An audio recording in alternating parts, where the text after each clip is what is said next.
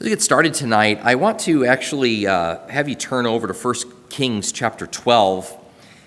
This example was brought to my attention this week from listening to a Wall Builders episode that Steve had sent my way, and I thought it was appropriate for us to just take a quick look at this. This is actually a connection that I had not thought of in connection with talking about interposition and the rule of lesser magistrates, and this is a big moment in the history of Israel, and I kind of was surprised in my mind that I had never thought about this in light of this. But here we are in 1 Kings 12, and just remember here that Solomon has died, and his son is coming into his reign, and Rehoboam is there, and remember Solomon had already started to engage in some amounts of tyranny towards the people of Israel, and so the other tribes had come and gathered there with Rehoboam, and were pretty much petitioning the king to lessen the kind of taxation plan and the forcible placing of sons into military service and all the rest. And so they're pleading with him. And remember that Rehoboam has some young men counselors who provide him with some very, very poor counsel.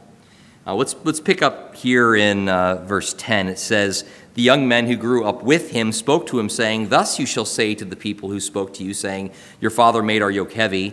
Now you make it lighter for us. But you shall speak to them, My little finger is thicker than my father's loins. Whereas my father loaded you with a heavy yoke, I will add to your yoke. My father disciplined you with whips. I will discipline you with scorpions.' And Jeroboam and all the people came to Rehoboam on the third day, as the king had directed, saying, 'Return to me on the third day.' And the king answered the people harshly, for he forsook the advice of the elders." And the older people before this had told him that you should listen to this advice. It's good advice, like lessen on some of the policies of your dad. Instead, he says, "I'm going to ramp them up even further." So the king didn't listen to the people. And notice what it says here, "For it was a turn of events from the Lord, that he might establish his word, which the Lord spoke through Abijah the Shilonite to Jeroboam the son of Nebat. When all Israel saw that the king did not listen to them, the people answered the king, saying, 'What portion do we have in David? We have no inheritance in the son of Jesse. To your tents, O Israel. Now look after your own house, David.' So Israel departed to their tents." This is the famous moment in which Judah and Israel split. The split of the kingdom happens right here. "But as for the sons of Israel who lived in the cities of Judah, Rehoboam reigned over them. Then King Rehoboam sent Adoram, who was over the forced labor, and all Israel stoned him to death. And King Rehoboam made haste to mount his chariot to flee to Jerusalem." So Israel has been in rebellion against the house of David to this day. It came about when all Israel heard that Jeroboam had returned, that they sent and called him to the assembly and made him king over all Israel. None but the tribe of Judah followed the house of David. Now when Rehoboam had come to Jerusalem, he assembled all the house of Judah and the tribe of Benjamin, 180,000 chosen men who were warriors, to fight against the house of Israel, to restore the kingdom to Rehoboam, the son of Solomon. But the word of God came to Shemaiah, the man of God, saying, "Speak to Rehoboam, the son of Solomon, king of Judah, and to all the house of Judah and Benjamin, and to the rest of the people, saying, 'Thus says the Lord, you must not go up and fight against your relatives, the sons of Israel. Return every man to his house, for this thing has come from me.' So they listened to the word of the Lord and returned and went their way according to the word of the Lord." It's an interesting situation, and we know that obviously the split in Israel's history also further furnishes all kinds of other problems, right? We remember that Jeroboam, as a result of this, is like, well, in order to consolidate my power up here in the north now, we're going to have to set up like our own places of worship, and they erect, horrible statues that look like the gods of other places and all kinds of other stuff. This causes all kinds of further problems, but it is an interesting thing to note that what starts the split is when Rehoboam decides that he's going to put even further tyranny upon the people, and the other 10 tribes go, "No. We're not going along with that." And then when he goes out to try to fight with them to restore order, the Lord says, "No, don't do that." And so they go back. So this is kind of an interesting moment where you see this kind of moment where the king is asserting a further authority that the lesser kings, the lesser rulers underneath him go, "No, this is not going to happen that way." And they resist the tyranny, and we have the split of the north and the southern kingdoms in Israel's history. So yet another example, one that I don't think that Truella actually mentions in the chapters that you read this week. So this week we're looking at chapters 5, 6, 7, and 8 together. I did have some reading guides back there and some questions that I've kind of thrown in here.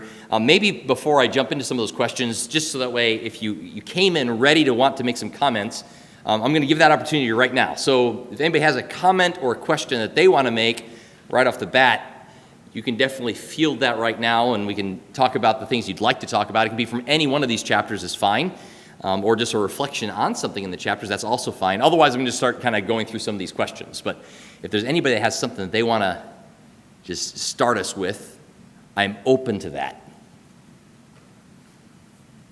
Yes, go ahead, Kevin. Chapter 5, one of my favorite quotes out of the whole book was talking about why the state doesn't want objective statements because they can't thrive in that environment. So he writes, a tyrant state abhors an objective standard to which it is accountable, rather it flourishes in a subjective environment. It wants to be accountable. Like, what could explain better how our government operates? How our culture is. You know, a lot of times when you make statements about what's going on in the world, you're asked, why would they do that? Or what's the point? Or what's the motivation? Well, this might be one of the most underlying things about it. Oh, that's good. Yeah, let's talk about that a little bit further. So Kevin's pointing out that Truella is saying that this kind of answering this question, this first question I had there is like, under what sort of environment does tyranny flourish? So we usually ask the question the other way, right? Under what environment does liberty flourish? We could ask it either direction, but what environmental conditions, because this is good for us to know, right? So if there are those who are in favor of tyrannical government, it's good to know what they're after, what kind of conditions help that flourish. Just as much as we ought to know what kind of conditions are favorable towards liberty, favorable towards freedom. So what are the conditions? Let's talk about it either way. And we've gotten started here from Kevin's comment. But what kind of conditions either favor liberty or tyranny and why? Let's talk about that a little bit. Go ahead. Good. So keeping people uninformed is good for tyranny. Why is that? It doesn't have to be Cassandra, but you can continue talking. Because they don't even understand what's happening. They don't understand that tyranny is even happening at the state level. Their lives are. Good. Yes. So if you're uninformed about what tyranny actually is, you might not perceive tyranny as tyranny. Can you say something? Yeah.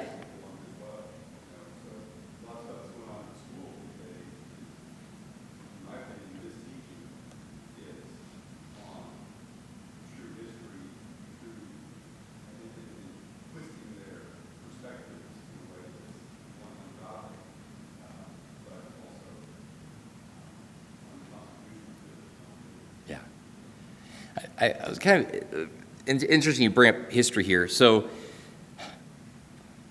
one of my pet peeves some years ago was when it appeared that the public school system, all they cared about was math and science. It's like even you get paid more as a teacher if you'll teach math or science. The emphasis on STEM, science, technology, engineering, mathematics, like seemingly neglecting things like English and literature and history and art and like all of that just kind of being neglected, which would be part of all of these would be part of a well-rounded liberal, but we might be liberal, not politically liberal, but liberal in the sense of freeing, education that leads to freedom and liberty, a liberal education. And so it's interesting that now here in recent years, I wonder myself if perhaps those who would like to see the destruction of the United States have all of a sudden realized, wait, the real goal isn't just to ignore history, but to rewrite it. So if we ignore history, we can help people to forget where we've come from, forget the tyrannies of the past, so that way we can repeat them easily because you don't remember what happened back there. But now it's further than that. It's not just ignore history, it's we need to rewrite history. Because you understand that history has formative power, right? Hearing stories of great Americans or great Christians or great people who stood for freedom and liberty and pursued good of their fellow man and all of that kind of idea, like those inspire things in people. And so those stories are either being removed, their monuments being torn down, the physical remembrances of these things being removed, and usually due to some supposed sin that they engaged in. Usually today it seems like slavery is probably the big one that's being used this way. But it could be they could shift that tomorrow, right, to something else. If they wanted to cancel somebody else, it could be for something else. But they're using something like that. Meanwhile, let's just be honest, like a lot of these people are engaged in things that are even worse than slavery. And meanwhile, we're castigating these other people.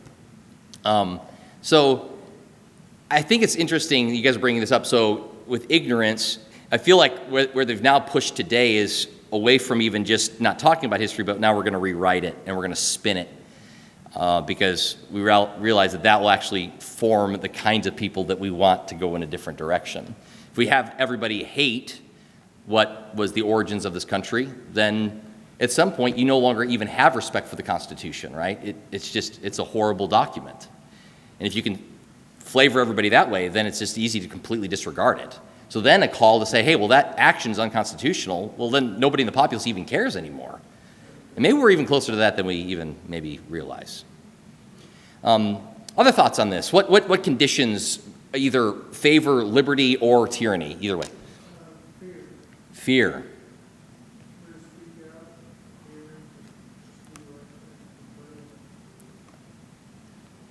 Yes, so making use of fear, and usually fear is promulgated through which means? Because there's probably several different ways we can get at fear. How can we encourage fear? Media, cool. Yeah. So we can press a fear campaign through the sources of information that are coming to people. What else? The creation of some sort of large esoteric Bible.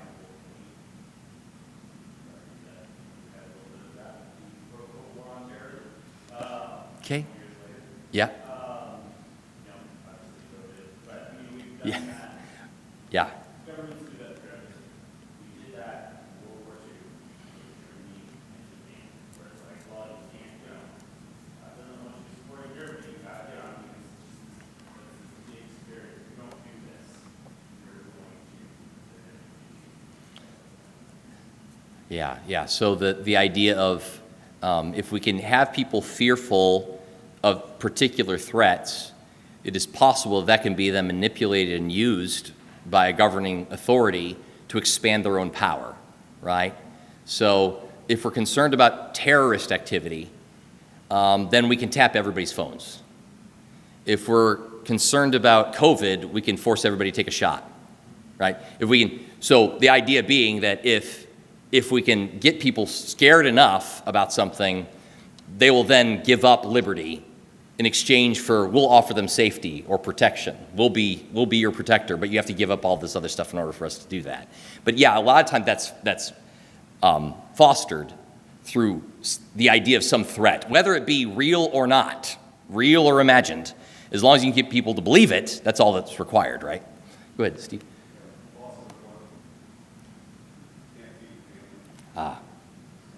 Yes. So fear of like even just essentials or basics of life being withheld to force that. Yes, go ahead. Apathy. Yes. And how do you keep, here's a further question. How do you keep people apathetic? How do you encourage apathy?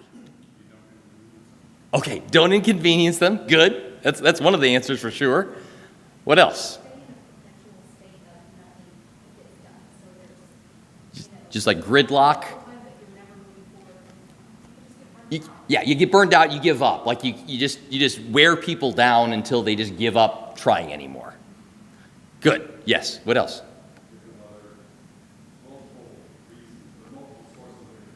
Yeah, good. I was waiting for somebody to say entertainment. Because that is historically so proven, right? I mean, this is the reason why Rome had the Colosseums and all the rest. It's like, as long as we keep people entertained, they won't realize just how bad things are. And man, we have to really think about that for a few minutes and consider, Hollywood, consider TV industry, consider a lot of what we consider entertainment, and it's damaging in more than one way, right? Those things can be damaging because the messaging is bad, right? We can talk about how the sexual revolution has largely been fostered through creating environments where sexual immorality is considered normal or even celebrated. Usually those people who are engaging in sexual immorality in TV shows and are usually the most funny, the most likable characters, that kind of idea. So they're fostering a different morality through these things, and we have that issue. But then just even beyond that, even if that wasn't there, you could argue that if we're just entertained to death, it makes us feel apathetic towards other things. Well, as long as I've got my TV at night, I'm all good. I'll go to work today. And that also competes then with our time, right? So instead of going to the school board meeting, I want to go catch the football game, or I want to catch a show that I wanted to see, or whatever the case may be. In other words, entertainment can fill in the slot that would otherwise be our civic responsibility, would be our involvement within local government or anything else for that matter. And again, my point here is not to say that these things are evil and horribly bad, but there is something to be considered here as it relates to entertainment that can keep us in a state of apathy and therefore further tyranny just by our inactivity. By not doing anything, people who are doing something will continue doing those things if they're not checked by people who will stand up and say, no, it's not going to go that way. Yes, go ahead. So essentially, one thing that I've seen, I've noticed talk about during our play is it was when the thing was about dealing against like having to deal with the suffocation, and now the reason why that was a whole mass was because people was say government saying or saying that I'll take care of you. As long as I'll take care of everything, as long as you just don't think. Yeah. Else, it just, even if you want to be safe in a prison or inside your head, you're not going to feel like that. And then even though while the other people or something is saying that this is for the better, this is better than everything else. Yeah. I safe. Yeah. Outside world, everything back, all the stuff like games, stuff like everything. I can keep you safe from that as long as you stay here. Yeah. That's the whole exchange idea, right? We get you exchange liberty for safety or protection or comfort or entertainment or something of that nature. Good. Any other comments on this? Those are awesome. Yes, go ahead. Along with fear, there's a change culture where we have to be different from our grandparents and great-grandparents. And it's pretty scary because the Western civilization, they go find all kinds of issues. They gave us some pretty amazing things. Yeah. And so we're just giving up on that.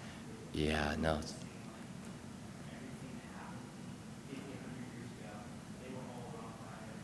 Right. So that's the mentality that's Yeah. growing in our education system as well. Yes, that's a great statement. So like we could one of the things that history allows us to do, right, is that it would be wrong for us to accept everything just because it's found in history and to not be discerning about it, right? So just because it happened in history doesn't mean that it's necessarily a good thing. And it's a good thing to be able to look at history and go, I think they were wrong here. They shouldn't have engaged in this, right?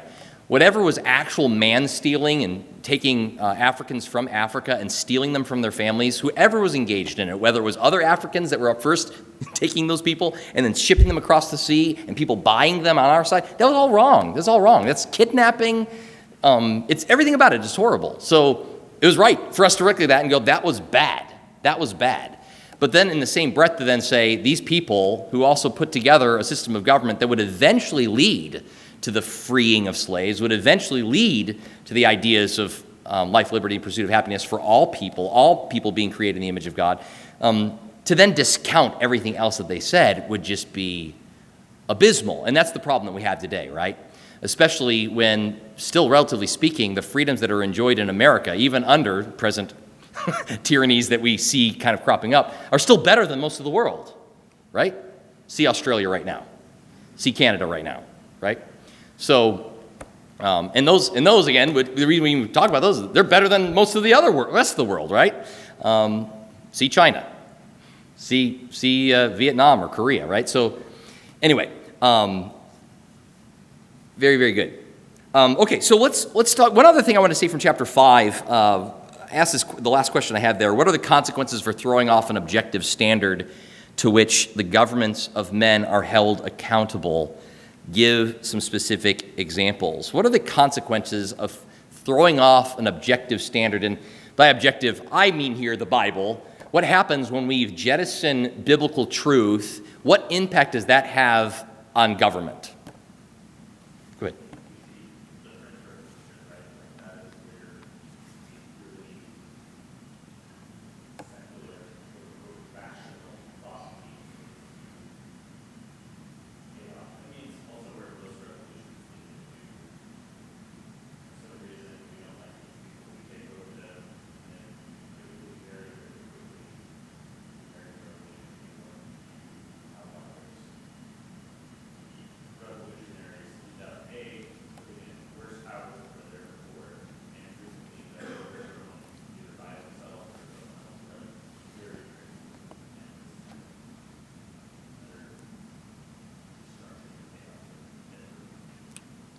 Okay, good. Anybody else? Go ahead. Yeah, what happens is you have no way to judge. So lawmakers don't have anything to judge if this law is just or not. It just comes out of their own wicked heart. Citizens, we don't have any way of judging whether or not our government is evil or good. Right. Because Right. our only objective standard is the state itself. So they say it's good. Okay, well, if you say what you're doing is good, then all right, you're good. Like, that's insane. It goes back to the, we were talking about how the Supreme Court gets to be its own arbiter in its own right. We would never allow that in any other world. Yeah, I appreciate what you're saying there, that it causes a problem on both sides, right? It causes a problem for the government in, well, how do we engage in making laws that uphold what is right and good and punishes that which is evil? How do we define good and evil without an objective standard by which to judge good and evil? And then on the other side of it, as you're mentioning, how does the populace know how to hold that government accountable? And so we have an issue of like, well, when do we object to what the government said if we have no higher standard to appeal to? And then, but the other question for them could also be, and the government might be like, well, we're fine with that. But the further question we could ask is, well, on what basis should we submit to you? Who tells me to obey what you're telling me? Why don't I just reject everything you say? Like, again, remember, the Bible provides the context in which a government operates, where we're called to submit to governing authorities. I submit because God tells me to, that's why. Remember, there's limits to that, but the reason why there's a submission at all is because God has established governing authorities as one of the spheres of authority he's put in place. They exist for a reason. But if you remove a higher law, you not only then allow the government to just make whatever laws it wants, hypothetically, you then also allow the populace to do whatever they want. Why do I have to obey anything you say? And so what it comes down to then is just brute force, right? It's just brute force and wins. Everything becomes subjective. So it's like, well, do I like the law you just said? Yes, I do. Okay, I'm going to do it then. I don't like the law you just said, so I'm not going to do it. And it has nothing to do with there's no objective standard by which to then define, hey, this is actually across the line, because there's no lines anymore, right? Go ahead. A good example of that, I think, is the LGBTQ Yeah, good. situation point outside. There's no limit.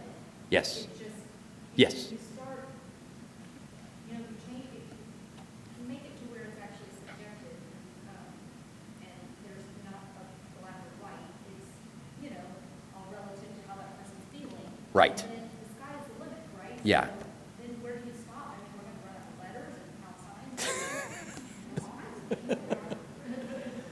Right. Yeah, we'll get Christian in the back, and I'll get Amy.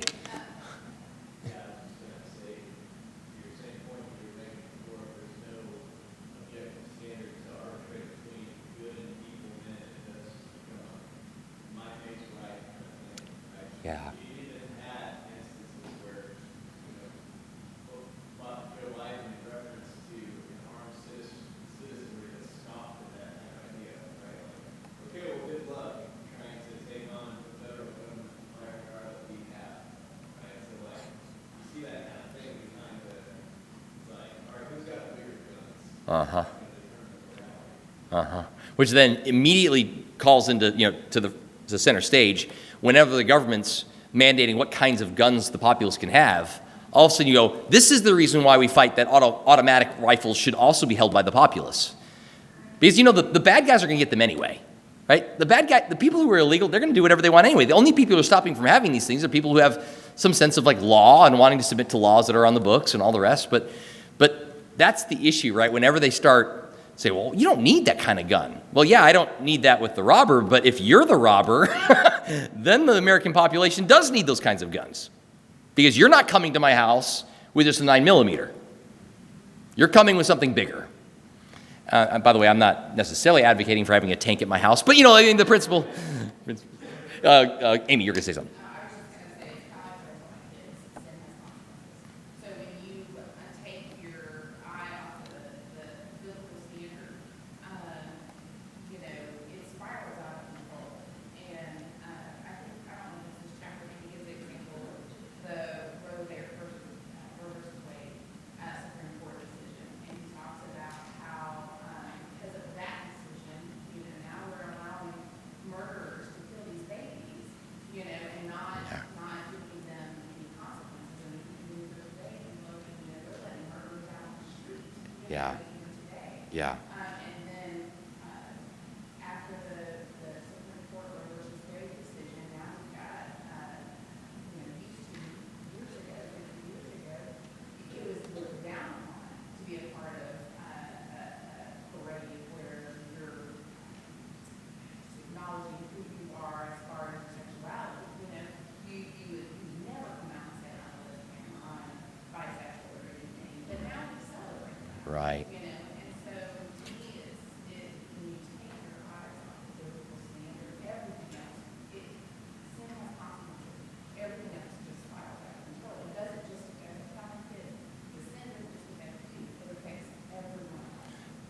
Yeah, and I think we might have touched on this last week a little bit, but then if we go even one step further, then we celebrate that, and then we shame the opposite side now, right? So what was before shameful is now celebrated, and what was before celebrated is now shamed, right? So if you actually advocate for one man, one woman in marriage till death do they part, that idea is completely being the thing that's shamed.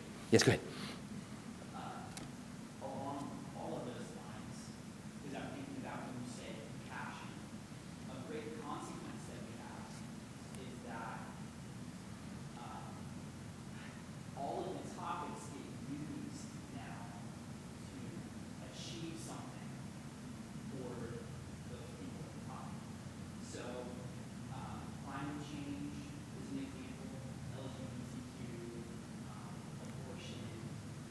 One of my favorites right now, not that it's, not favorite because I like to think about it, actually, it's really frustrating, but illegal immigration. Mm-hmm. Because you become not compassionate for caring about migrants. And when it's pretty easy to trace that they want to choose the votership. Right. They want Right. voters. Right. And so you just can't trust anything. Like usually there's something where the problem is ours that we're not compassionate on women who want abortion or the environment. We're so selfish. So it's just crazy. They're getting what they want all the time. And so then words just become a device by which to manipulate whatever it is that you're wanting to achieve at that time, right? So that's why we see all the walking contradictions. So we can see that we're letting death row, and people that should be on death row should be executed. We're removing capital punishment, but meanwhile we're killing babies in the womb, right? We're saving the spotted owl, and we're killing babies in the womb, right? There was a we're all about, my body, my right. But meanwhile, we can force you to take a vaccination, right? So like all those, we say you don't need to have any voter ID to go vote, but you have to have medical papers to go to Starbucks. Like this kind of idea. Like the contradictions are so great and vast, and it becomes, because we've lost any objective standard for all of these issues. All right, let's jump into chapter 6 for a couple minutes. I had the first question I had on here. This is really the big question a lot of times, right? Jesus says, "Render unto Caesar the things of Caesar, and to God the things that are God's." The trick part of that, right, is determining what is actually Caesar's, because it appears that often today, the way that many have answered the question, because statism has so taken over, is Caesar's is whatever Caesar says is Caesar's. And our response has to be, no, Caesar doesn't dictate what is Caesar's. God dictates what is Caesar's. But that argument only works so well as you know the Bible. And if you don't have the Bible, then Caesar is going to dictate what is Caesar's. And Caesar will enforce that upon everyone else.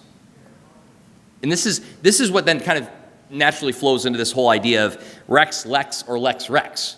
So is the king the law of the land, or is the law the king of the land, right? So which one is it? And we've seen certainly throughout the history of mankind both of those things playing themselves out. Our country, the law of the land is supposed to be king and not the other way around, but you notice what happens whenever tyranny starts pushing up. It becomes more about a personality and more about a person and more about their just authority to do what they want and run roughshod over law rather than to see themselves as under the law. I always love the context in the Old Testament where the kings, before they took up the throne, they were commanded to write out the law of God, like write their own copy of the law of God. I think that every president should write out the Constitution. I think that probably every serviceman should write out the Constitution, every governor. I think that should be required. And any student who's going through a government class in high school probably should have written out the Constitution. It's an amazing thing we have government class, right? And I'll just tell you guys, like, I don't remember actually reading the Constitution in my government class. I don't remember reading the Declaration of Independence in my government class. We talked generally about who is there, and we talked about some of the ideas of terms of office and stuff, but I never remember actually looking at the document in government class. And again, I think we're reaping the consequences of that. It's similar to people who call themselves Christians but never read the Bible. And again, this is causing us some huge problems. The last question I asked there, maybe we can explore this one a little bit. What is the danger, last question on chapter 6, what is the danger in a government that gets involved in all areas of life? What happens when bureaucracies break the law? Who holds them accountable? So my question is this: what happens when the government gets involved in the private sector? When the government is offering what otherwise private companies would offer? What's the problem with this? In other words, examples, when government gets involved in healthcare, when government gets involved in education. They mess it up. That's well said. Can I quote you on that, Ronnie? Ronnie, they mess it up. What now?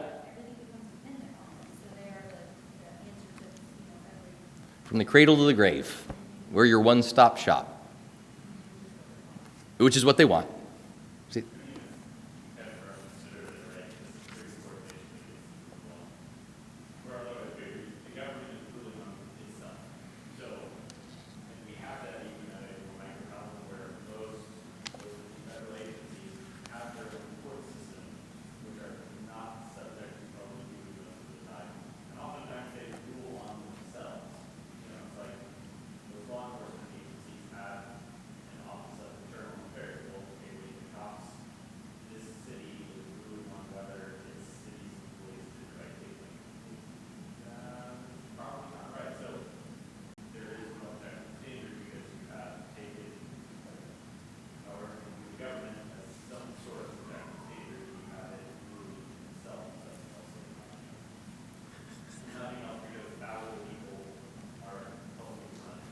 Right. Yeah. Yeah, the So you've got government, you've got the branches of government, and you've also got, and they've taken over education, and taken over healthcare, and they've taken over charity, all things that initially belonged to the church, or were the responsibility of the church. Biblically, and then they also created all these agencies that pretend to be like a middleman, but they're not. yeah. Yeah. Yeah. So this is you're getting at where I wanted to go with this. So it's one thing to say that one of the agencies of the government that's trying to regulate some element that's like out of line, that they shouldn't be engaged in that regulation. And I think we need to continually have those kinds of conversations, right? So like, should the government be dictating what this company can do in reference to this river? Like, you know, they can't just pollute it. Like, we're going to come after you if you do that, right? Or you can't just pump nuclear waste into the middle of a city. Like, yeah, okay, like we understand the government having some agencies that are trying to say, hey, well, these are things that collectively we agree on. We don't want to have polluted rivers. We want to be able to drink out of the water, you know, that kind of stuff. The issue that we run into, though, when the government is also that company making the widgets that's now polluting the river, and then they're also the authority saying what should happen with the river, it's hard to play umpire when you're a player in the game, right? It's impossible, let's just be honest, right? So that's really my big sticking point is if the government wants to pretend to be the umpire, then stay out of the game. Be an umpire. The moment the umpire picks up the bat and starts swinging, I go, no, this isn't right. This isn't right, right? And that's one of the big issues I think I have with the way the government's now overreaching is I had issue before with some of the things the government wants to regulate. I think we've all had issues with regulations the government wants to put on, whether it's, you know, we're going to regulate milk, we're going to regulate, you know, all these various and sundry things. You're like, I can't believe they have rules about that. So we have issue with all the rules, but it's even greater infraction when they're the ones competing with the private sector in that market. Because then if you have an issue with something that the government provided you, who are you talking to about the infraction? The government. And they're the ones that provided you the good. So how is that going to go for you? So it's just inherently flawed. They shouldn't be engaged in any of that. There's a statement on page 27 when man fails to realize that in refusing to be governed by God, he ends up being ruled by, and the answer is tyrants. Someone else said this, when men refuse to follow the 10 commandments, they'll be ruled by the 10,000 commandments. That's the answer to that blank. I like that Aquinas, I think, puts it well when he said that an unjust law is no law at all. And that really is the fabric from which we would appeal to what we would call civil disobedience. A moment of civil disobedience, we're disobeying the civil magistrate, but we're not disobeying God. So they will call it disobedience. I would call it obedience to the higher authority. And the argument is you put in on the books a law that is unjust, and therefore it is no law at all. It's no more a law than if you were to just bust into my house and kill my kids and steal my wife. Like, I don't care who you are.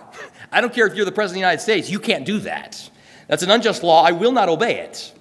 And so this is important that we recognize this as Christians. Like, because that word civil disobedience almost sounds like immediately, well, then you're not keeping Romans 13, like you're disobeying civil authorities. Like, no, the civil authority put into place a law that is unjust, a law that is evil.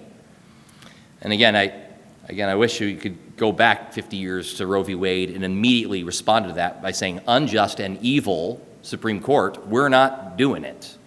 Not happening in Texas, at least. And at least pushed back then. Isn't it interesting that now with what's going on with I'll get you just a second, Christian, with the fetal heartbeat bill, that like there's such an outrage from this. I'm like, listen, what you guys did at Roe v. Wade, that's what should have caused the outrage. Go ahead, Christian.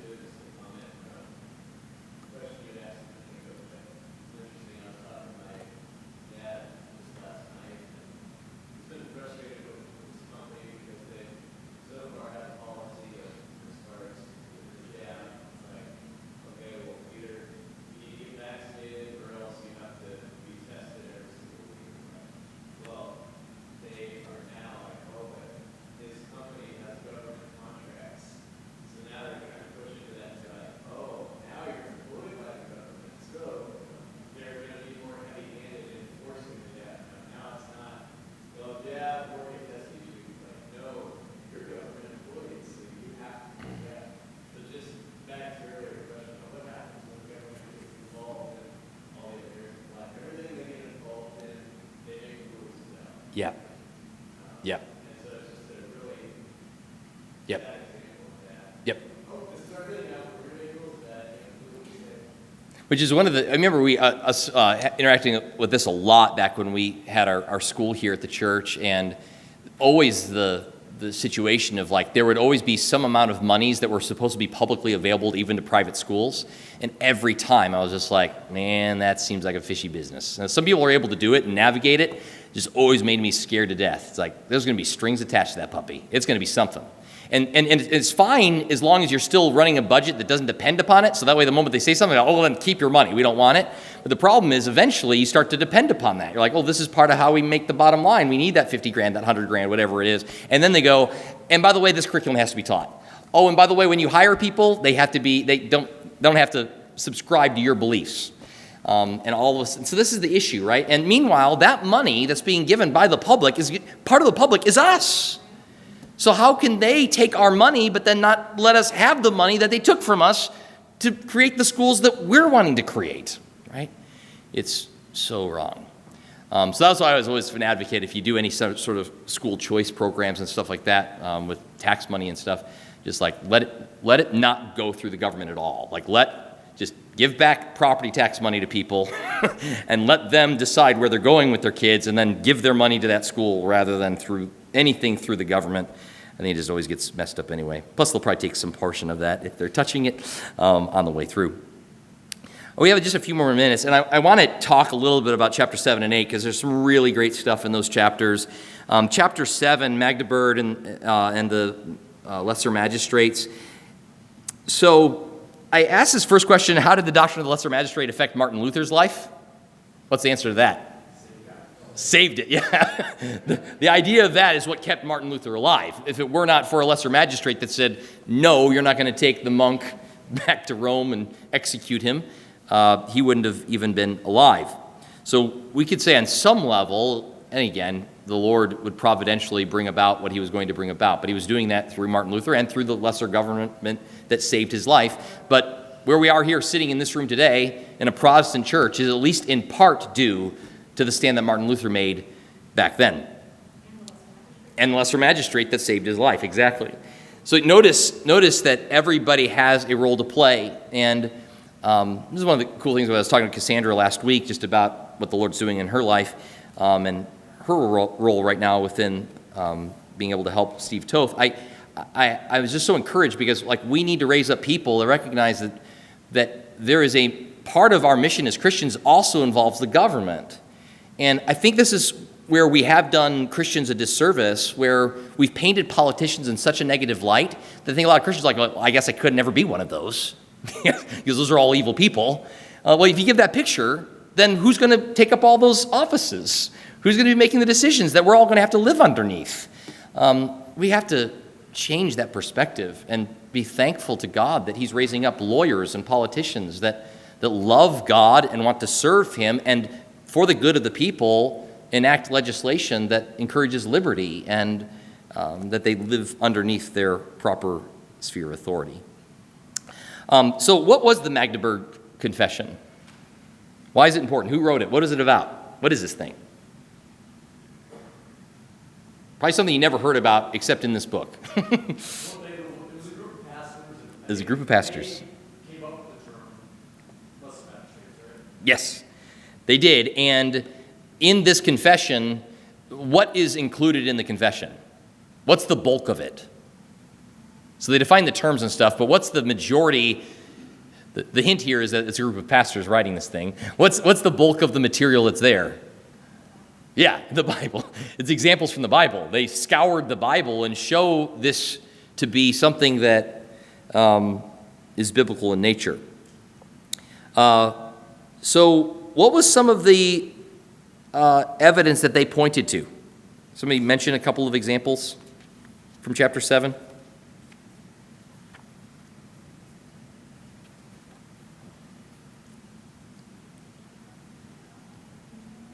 He also, by the way, it also influences John Knox, who does maybe even a fuller treatment of this. So I'm fine if we want to talk about Knox, because I think that he even talks about Knox's examples even further.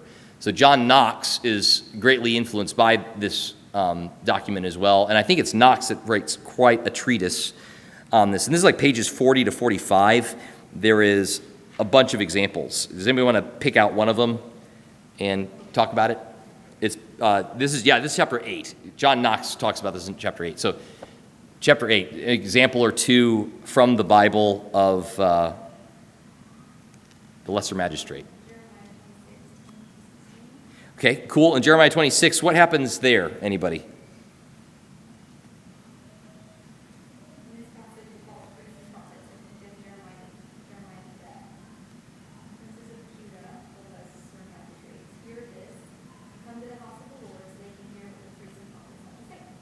Jeremiah is then allowed to speak in his defense, wherein he tells the lesser magistrates the same things for which the false priests and prophets have been given to death. The lesser magistrates then interpose on behalf of Jeremiah by adjudicating that this man is not deserved to die. So notice that Jeremiah is going to be put to death by these bad priests and prophets, and it's the governors of Judah that come and save his life. They listen to the case and they go, no, this man doesn't deserve to die, on the basis of what we just heard. So they save Jeremiah's life from these other individuals. Other examples in the Bible.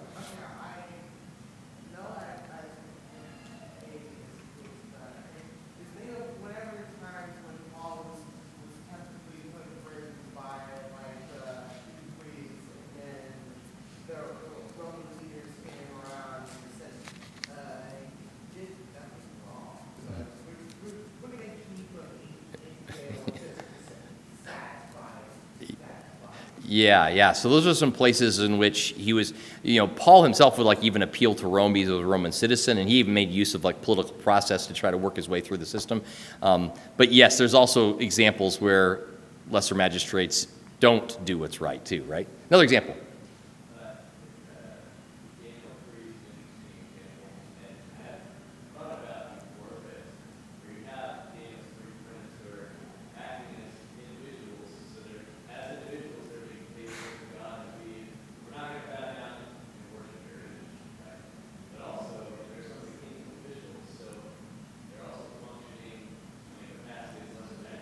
Yeah.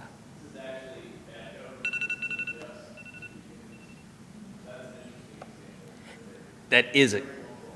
Yes, that's a great example. I think normally when we've heard that story in Sunday school when we were growing up as kids, we only thought of it in the sense of these are three courageous individuals standing up for their relationship with God, right? Saying, I won't bow down to your statue and all the rest.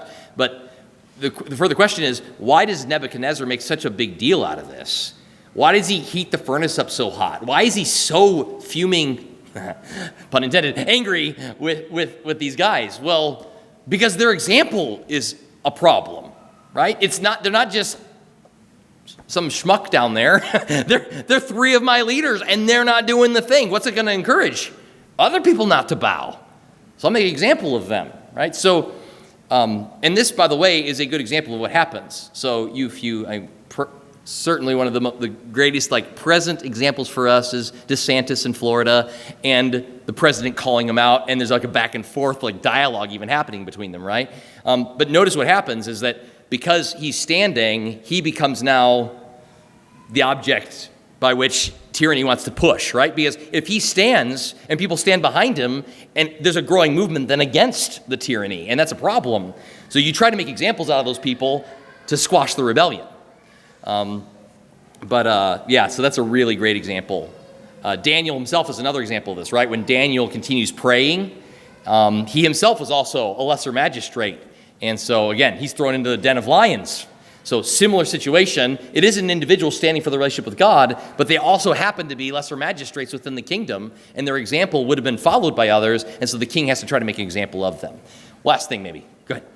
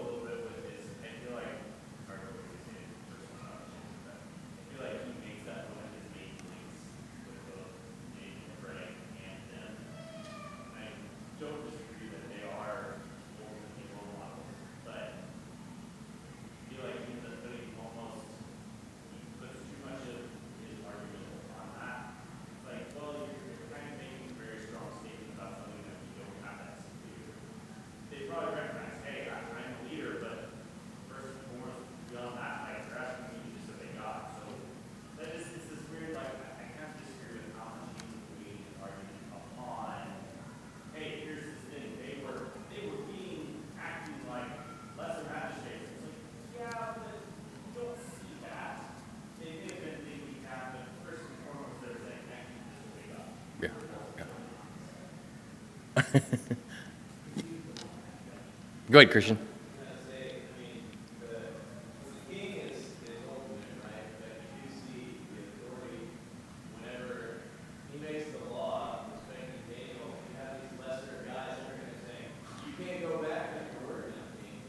Yes.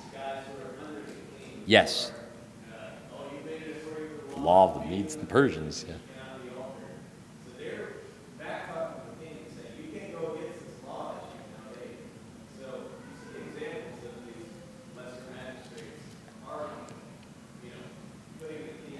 Yes. Yes, you're absolutely right. Right.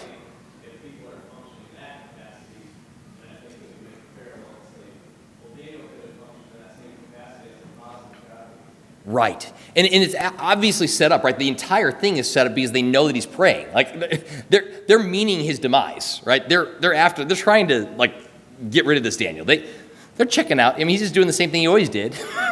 And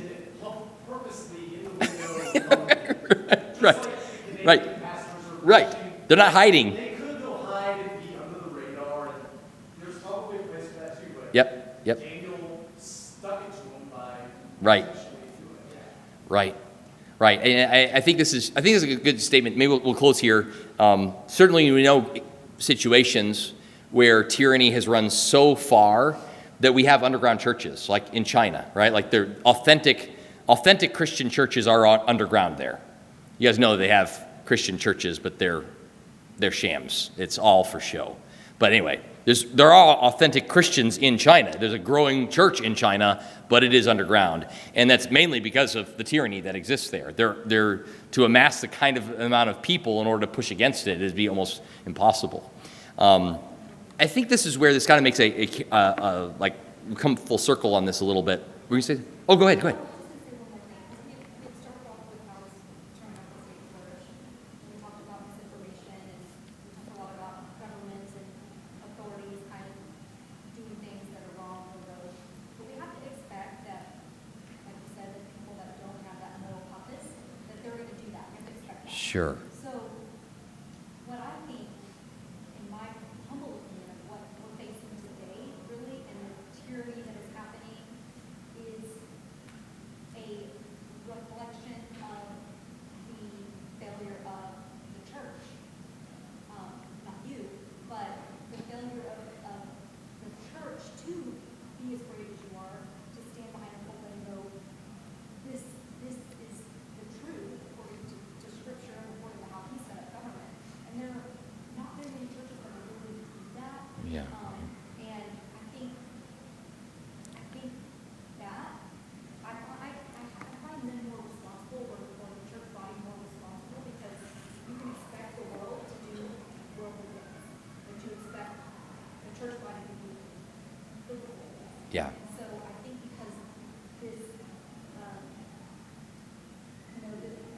the cultural decay is seeping into the churches, and pastors are either they're in agreement with it, like a critical race theory type thing, either they're in agreement with it, they've gone into the lies of it, or they're too fearful to stand up against it. But either way, it's a failure from the pulpit. And so that's why I was so impressed by the fact that you were preaching on these things, and I brought all my friends, and because you're few and far between. And I think until church leaders and the body of Christ come together and go, wait a minute, like, this is not only our right to be able to do this, but our duty and our Right. responsibility. Right. Because if we don't, then we're going to be the underground church. Right. There. Right. That's right. You know what I mean? We're going to have to hold it. Yep. And it's going to be because we let it. Yeah. Yeah. The hope and goal of the idea that we're kind of promoting here with the idea of lesser magistrates is that the hope is that you're able to fight tyranny in a way that doesn't get reduced to actual like mob violence. That's eventually where it goes. It inevitably will go that direction if there isn't an actual established system of authorities that are pushing back against tyrannical authorities, right? So what you see in Australia, you've seen some of the videos recently, right, where you've got people out on the streets because they've been locked in their homes, and they're just pushing through the police, right? It's one of the few times where I'm like, I'm actually in agreement with these guys right now. I mean, it's crazy. I would normally say don't do things against the police, but when the police are enacting tyrannical laws, they're also wrong. And so to see these people out in the streets just pushing through them, like, we're not going to just sit within 5 kilometers of my house, and I'm not going to get jabbed just because you tell me to.